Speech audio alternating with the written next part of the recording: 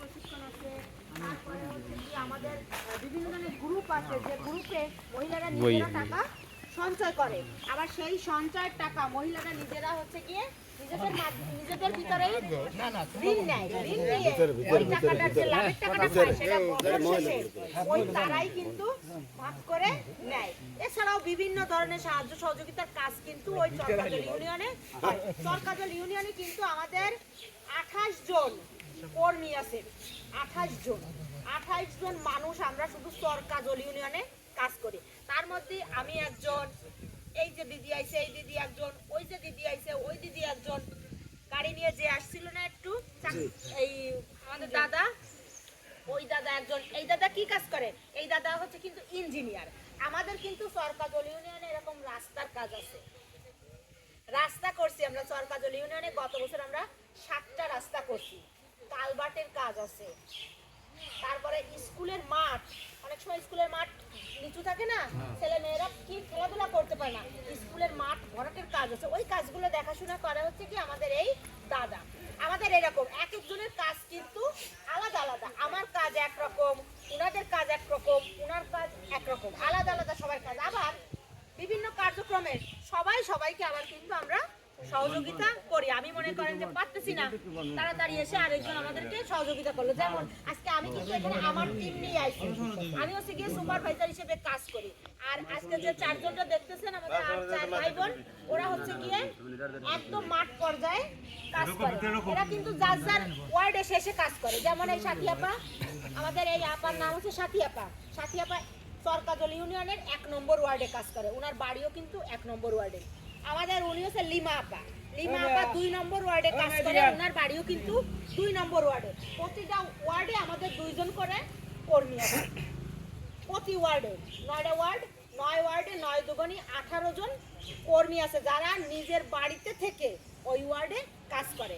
আর আমি হচ্ছে গিয়ে চরকাজলের 3টে ওয়ার্ড দেখাশোনা করি, 1 নম্বর ওয়ার্ড, 2 নম্বর ওয়ার্ড আর 8 নম্বর ওয়ার্ড। এই 3টে ওয়ার্ড দেখাশোনা করি। 3টে ওয়ার্ডে আমার 6 জন কর্মী আছে। 6 জন কর্মীর ভিতরে আজকে 4 জন আইছে আর 2 জন আজকে আসে নাই। আশা করি আগামী দিন আরো 2 জন আসবে। এই হচ্ছে মোটামুটি আমাদের পরিচয়, বোঝা গেছে? আমরা এই বছর মোট 2500 জেলেদেরকে লাইফ বয়া বিতরণ করব।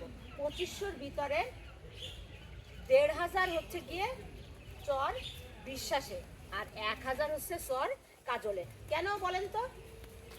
আপনারা একটু ভিতরে এসে বসেন, যদি আসলে ভিতরে এসে বসেন। চর বিশ্বাসে জাল দিয়ে বেশি, সবাই ভিতরে বলেন। এই যে ভাই ঠিক কথা বলছেন, কারণ চর বিশ্বাসে জেলে বেশি আর চর কাজলে জাল কম। চর বিশ্বাসে জেলে বেশি আর চর কাজলে হচ্ছে কি জেলে কম। এই জন্য হচ্ছে কি আমরা চর বিশ্বাসে কিন্তু বেশি বিতরণ করি। এখন কথা হচ্ছে চর বিশ্বাসে কিন্তু আমাদের আর কোনো কাজ নেই, শুধু এই লাইফ বয়া বিতরণ ছাড়া আমাদের কিন্তু আর কোনো কাজ চর বিশ্বাসে নেই।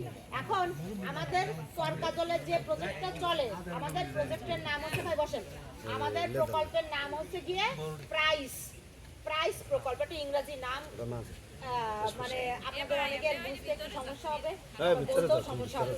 যাই হোক, আমাদের প্রকল্পের নাম হচ্ছে প্রাইস প্রকল্প। প্রাইস প্রকল্পটা চরকাজল ইউনিয়নে 3 বছর কাজ করবে।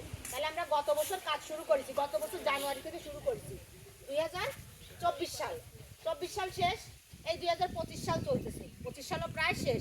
2026 সালের ডিসেম্বরে আমাদের ওইখানের প্রকল্প কিন্তু শেষ। তারপরে 80% গ্যারান্টি, মানে 80% নিশ্চয়তা আছে যে ওর পরে আমরা চর বিশ্বাস ইউনিয়নে কাজ করব। তখন কিন্তু চরকাজল ইউনিয়নে আর কোনো কাজ হবে না, ওই কাজই সব আবার এই ইউনিয়নে কাজ হবে। যেমন ওই যে ফার্মারদের, কৃষকদের নিয়ে কাজ, তারপরে মাটির কাজ, রাস্তার কাজ, মানে যত কাজ আছে, অন্যান্য যত কার্যক্রম আছে, সব কাজ কিন্তু তখন আবার চর বিশ্বাসে করা হবে। এই হচ্ছে গিয়ে আমাদের পরিচয়।